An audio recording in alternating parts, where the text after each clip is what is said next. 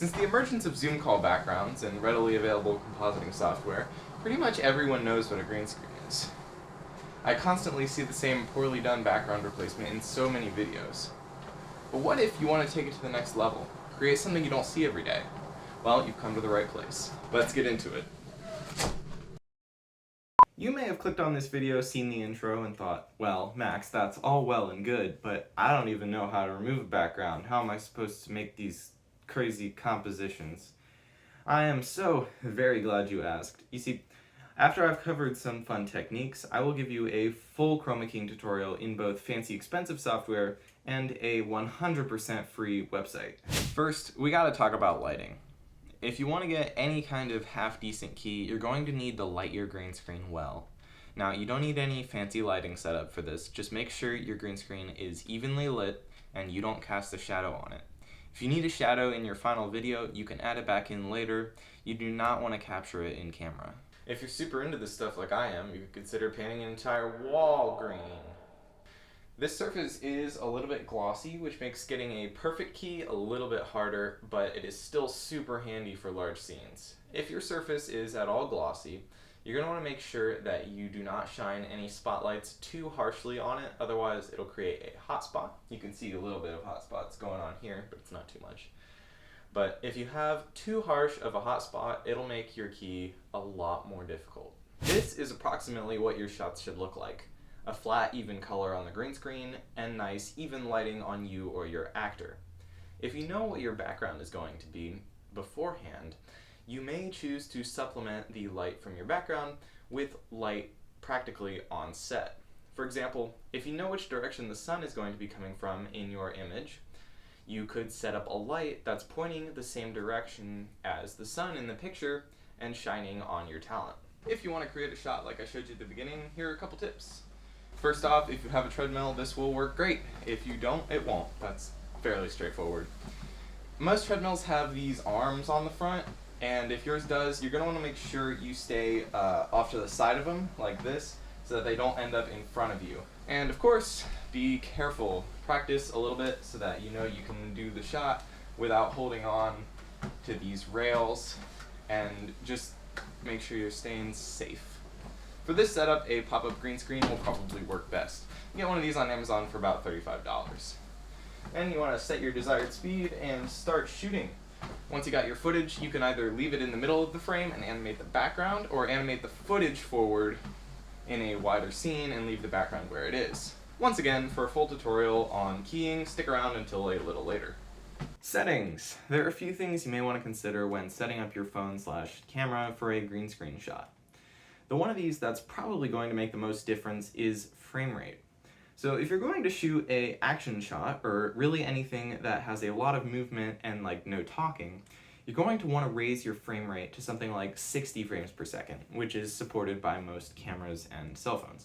So if you move any part of you or move the camera in a green screen shot, you're going to get a motion blur around the movement. Now, motion blur is really hard to remove from green screen shots, so you do not want to capture it.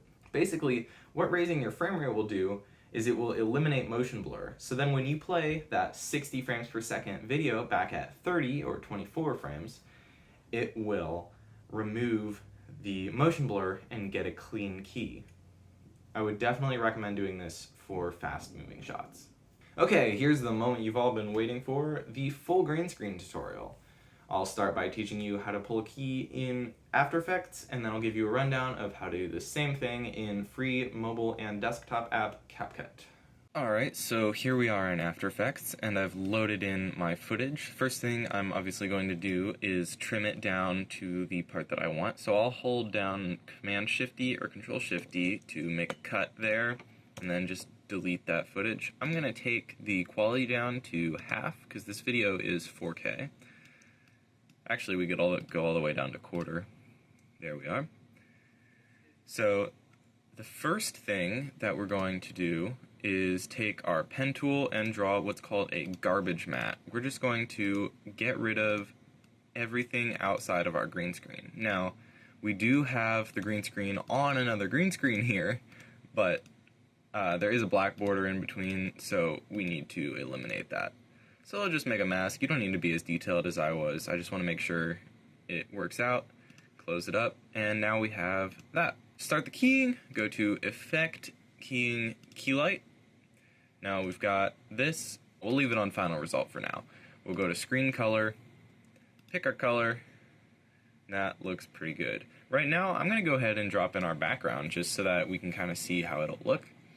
I'm going to use the same background as from before, where I picked background.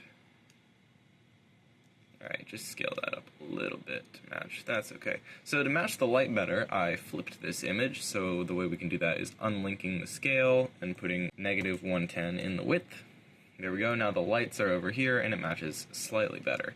So as we can see, I mean, we did remove the background immediately, but there are some things we want to mess with. So we'll switch this to Screen Matte so we can see what it looks like. The white pixels are the ones that are completely opaque, and the black is completely transparent, and everything in between is just slightly transparent, or halfway. So screen gain is going to be like our tolerance. It's going to eat more away. As you can see, my watch there is a little bit transparent, but we'll fix that in a second.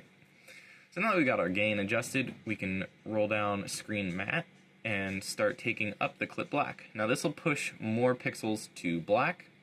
That's what we want.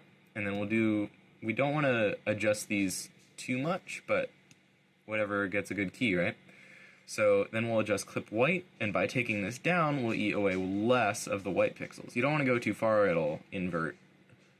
But that right there looks like we retain the watch pretty well. The reason it is somewhat transparent is because it has a reflective surface, so it's reflecting the green.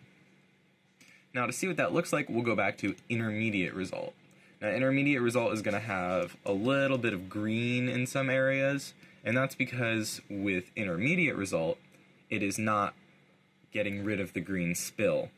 So we will fix that in a second. I like to do this other way better.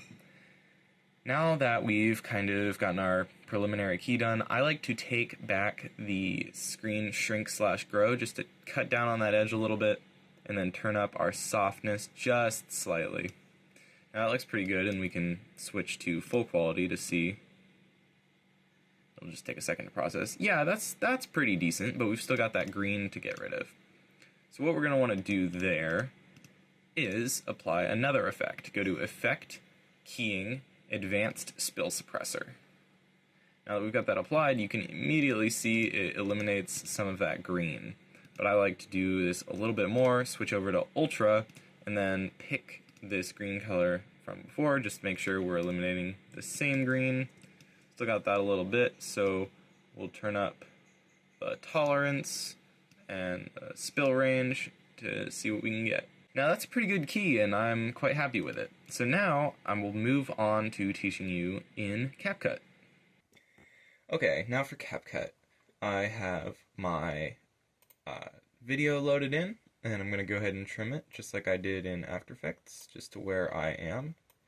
Just drag along. Pretty straightforward. Now we also need a mask, just like in After Effects. And we can do this by going to the mask section over here and creating a rectangle mask. This is not going to be as accurate as the After Effects version, but it will do. Just try to make that good as we can. We will need round corners. So there we go. A nice mask. Now to key it out, we'll click on it, go to Cutout, and turn on Chroma Key. We can pick the color we want right about there. Start bringing up the strength. Now this is much more basic, but it does look okay. And that's about it for this. We'll need to drop our background in, drag our background out. There you have it. Now I am in front of the background, and all is well. Now obviously, as you can see, we do have some minor issues, like the edges are not perfect, but depending on what you're going for, this can work just as well as After Effects did. Hopefully you found some of these tips helpful and have created yourself a very cool green screen shot. If you enjoyed this video, consider giving it a like, or maybe subscribing for more low to no budget filmmaking tutorials. See you in the next one.